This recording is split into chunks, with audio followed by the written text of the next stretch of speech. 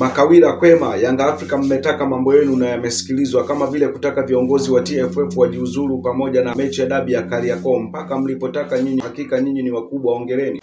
Kwenye figisu za mpira ni wakubwa, lakini ukizungumzia kile ambacho kilikuwa kinahitajika kwenye mpira wenyewe kikufanyika. Kwa hiyo kushangilia ni kushangilia ushindi ambao hauna faida kwenye mpira. Unaweza kuwa na faida labda kwa taasisi ya Yanga kwa sababu wao walikuwa tunapambania binafsi na tumeupata binafsi wa kuonesha ukubwa wetu kwenye mambo ambayo yako nje ya mpira. Lakini ukija kwenye afya ya mpira ile jambo maana yake lilikoisha limeenda kuisha kwenye sehemu ambayo halitasaidia kitu kwenye afya ya mpira. Itakuwa ni kama mavipindi. Leo litafanyika hivi, kesho linarudi tena kwa mtu mwingine, naye atapambana, atafika sehemu ya mwisho kwenye nchi atatoka maamuzi. Kwa hiyo anakuwa sio maamuzi ya kimpira. Kwa hiyo sio maamuzi ya kukaa unashangilia sana kwa muda mrefu kwa sababu hana chochote anachokijenga kwenye mpira. Na hiyo nafikiri hao ndio alikuwa malengo ya Yanga. Yanga hawezi kuwa na malengo ya kujenga. Hatujai kuwa na malengo ya kujenga mpira. Si malengo yetu ni kutafuta sehemu ambazo tutakuwa tunawatisha viongozi wa mpira washindwe kufanya maamuzi. Na mimi kila siku nazungumza jambo hili ndugu yangu. Shida kwenye nchi hii sio watu kuwa na uweredi kwenye mpira. Shida ni kuwa na misimamo. Kwa kiongozi wote unaweza kuwa na elimu hata uwe na PhD. Ukikosa misimamo hakuna kitu chochote ambacho utakifanya kwenye jamii ambacho watu watafanya kuelewa. Leo namzungumzia mtu kama Wallace Karia. Hata sijui ataenda kurudi tena kwa rais wa TFF kwa ajili ya kusimamia nini.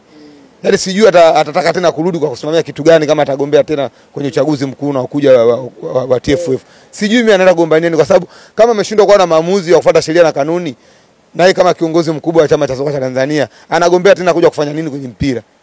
Labda yeye na interest zake, lakini ukizungumzia mpira maana wameshashindwa kuamua kile ambacho sisi kama wapenzi wa mpira tulikitegemea. Hatukutegemea sisi kama kuna watu wamekaa pale na uweredi na wenye misimamo eti kesi ya mpira ende kaamulie Chamwino Dodoma. Hivyo sio vitu vya kuvishangilia sana. Leo tunaanza kushangilia tukajiona sisi tumeshinda yes, lakini kesho likarudi tena liko kwenye upande mwingine. Kwa hiyo itakuwa sio kujenga. Double standard inaendelea kuwa kubwa na inakuwa ina afya kwenye mpira wetu. Yeah. Kwa hili ambalo limetokea pia pongezwa afisa habari wenu Ali Kamwe. Ali Kamwe hana cha kupongeza. Ali Kamwe atakuwa afungiwe kama kanuni na sheria zinafuatwa. Mimi sija kupepesa macho kwenye jambo. Ali Kamwe atakuwa afungiwe kama sheria na kanuni zinafuatwa. Na mimi nitakuwa shabiki wa mwisho kuamini Ali Kamwe kama hatafungiwa. Mimi nitakuwa mwisho kuamini hivyo. Kama itatokea hatuzungumzii Yanga kwenye kujenga mpira huu, mimi kesho nitakufa, atakuja watu wengine. Kwa hiyo tunapotaka kujenga mpira tuseme mara nyingi tunaegemea kwenye ushabiki tu. Ali Kamwe amedhalilisha chama cha soka cha Tanzania kwa matamshi yake hadharani. Akiwa anarushwa na vyombo vya habari live kabisa. Kwa hiyo siamini mimi nitakuwa mtu wa mwisho kama Ali Kamwe atakuwa hajafungiwa. Labda kama kuna rushwa apewe chama cha soka cha Tanzania. Lakini ukisema kufuata sheria na kanuni, hata mimi ningekuwa kiongozi wa TFF ningemfungia Ali Kamwe sio chini ya miaka 2 kwenda mbele. Wala singetaka faini yake yoyote. Ningemfungia ili apate nidhamu kwa sababu ameonekana ni mtu ambaye akipigwa faini wanalipa mashabiki, wanalipa viongozi wa Yanga, yeye anakuwa alipi. Kwa hiyo ina maana nidhamu na ujuzi tu katoka kupigwa faini, leo anakuja anasimama na kusema atokee hakuna mwanaume wa kukata pointi za Yanga. Maana yake ni nini? Maana yake ni kwamba yeye ni mkubwa kuliko TFF, yeye ni mkubwa kuliko mpira nchi. Wamepita maafisa habari wangapi Yanga? Lazima afuate sheria na kanuni. Yaani uwezi kwa wewe unazungumza, unavuka mipaka alafu tuendelee kukuacha tu kwa sababu nasema Yanga. Sisi tukaelewa hapa tunaanza tunamjadili Ali Kamwe kwamba hata kafanya vitu vya kipuzi, asazibiwe wewe nani? Yule anatakiwa afungiwe, na kama ningekuwa mimi kiongozi wa TFF, saizi tayari nimeshamfungia miaka 2 kwenda mbele. Basi basi match. Mimi sija kumuonea huruma mtu yote ambaye anavunja sheria. Sija kumuonea huruma mtu wa namna hiyo. Mtu anavunja sheria, lazima sheria zifuatwe na ajibishwe. Alifungiwa Bugatti bwana. Huyu Ali Kamwe kafika level Bugatti. Amefika level Bugatti kwenye mpira Tanzania. Kipanyo 33. Unazungumza bara jingine bwana. Wewe unazungumza mtu anajaza watu 1060 mpaka wengine wako nje anazungumza tiketi. Unamsababisha na mtu anapiga promo kwa kutumia supu. Umepigaje hapo? Kwa hiyo huyu Ali Kamwe anatakiwa afungiwe ili apate nidhamu.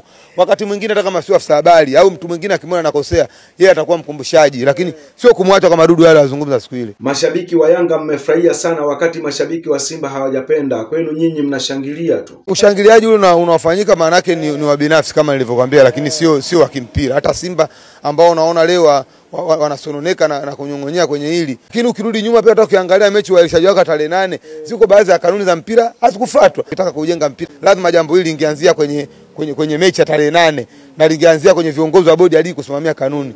Leo anakuja kujiuzuru na anatuambia eti hajajiuzuru kwa sababu Yanga Afrika sikawashinikiza. Wakati wote huo Steven Mguto alishaacha mwenyekiti muda mrefu wa Coastal Union. Kanuni zinasemaje?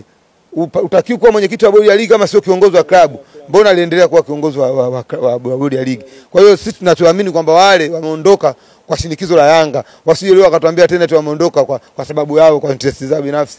Mimi siamini kwenye hiko. Kwa hiyo tunaweza kujiona tumeshinda na Simba wanaweza kujiona wameshindwa, lakini yote kwa yote mimi naona hakuna mshindi. Mshindi mpira kama ungeamua ndio ungepatikana mshindi. Lakini kupatikana mshindi kwenye nje ya sheria na kanuni za mpira, huko ni kupoteza muda tu.